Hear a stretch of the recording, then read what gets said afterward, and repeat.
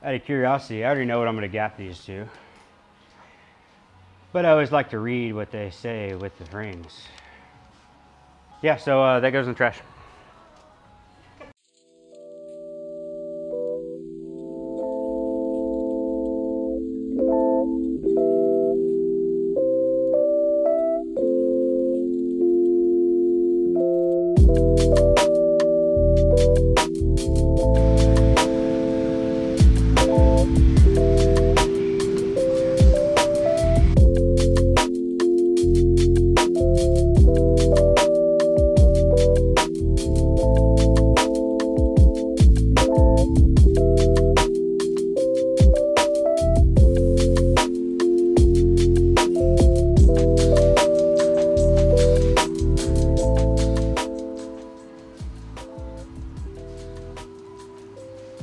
Dot to the left.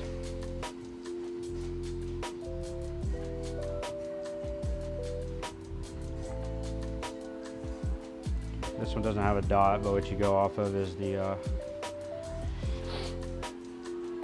bevel inside of it. So let's start with the top rings.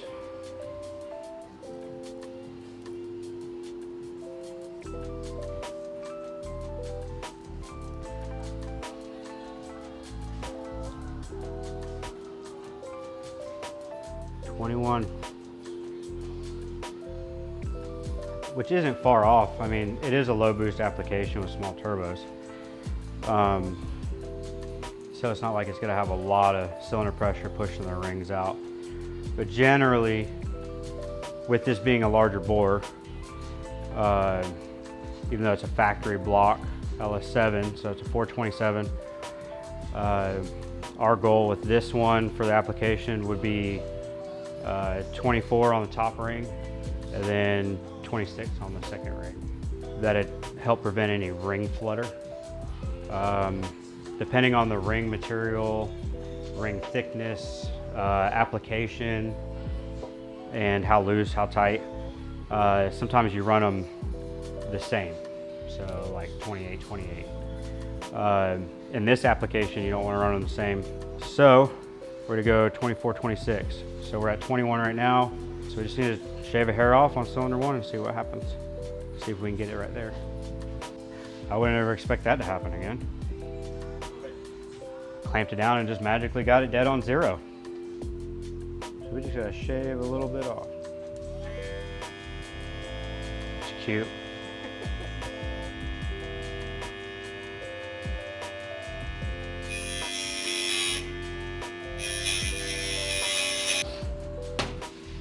You want to be able to square them back up, not have any gaps in there. You know, sometimes you'll get a crooked cut. And then another thing is always cut just one side of the ring.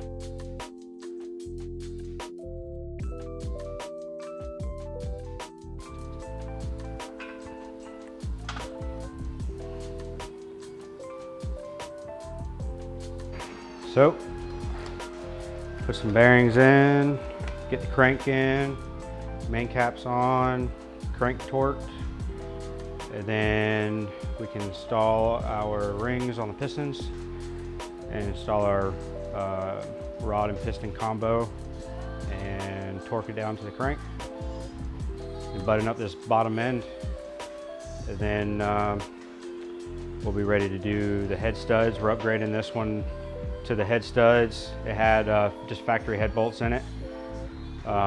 Even though the heads were, they're not aftermarket, they're factory heads, but they've been reworked, CNC ported. But when they put them back on, they just used factory head bolts. And since it's a boosted application, you know, we want a little bit more clamping force and security on adding that boost. So ARP head studs is what's gonna go in it, going back together.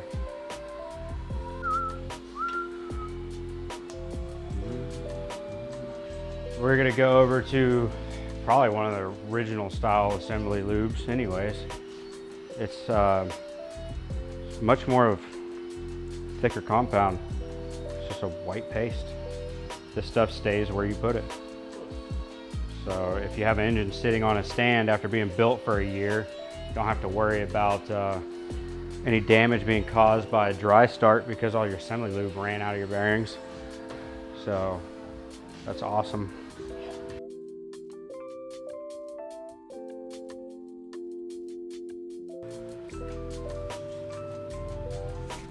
Good and heavy.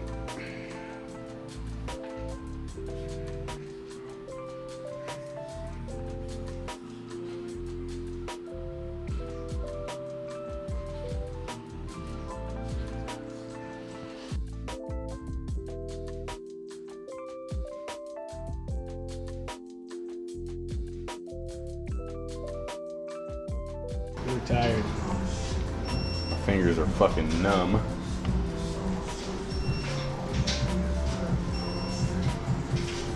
Two to go. These are 80 degree yield. These are a 51 degree yield. And then the outer bolts, 15 and then 22 stretch bolts.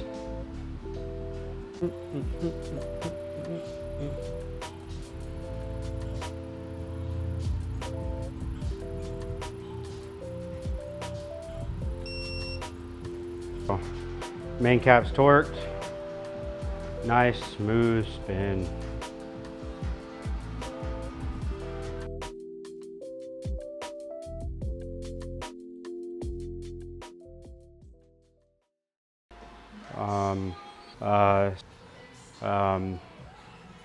Oh shit, look at that.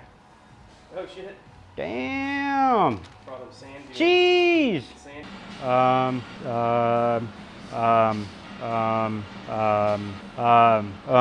Oh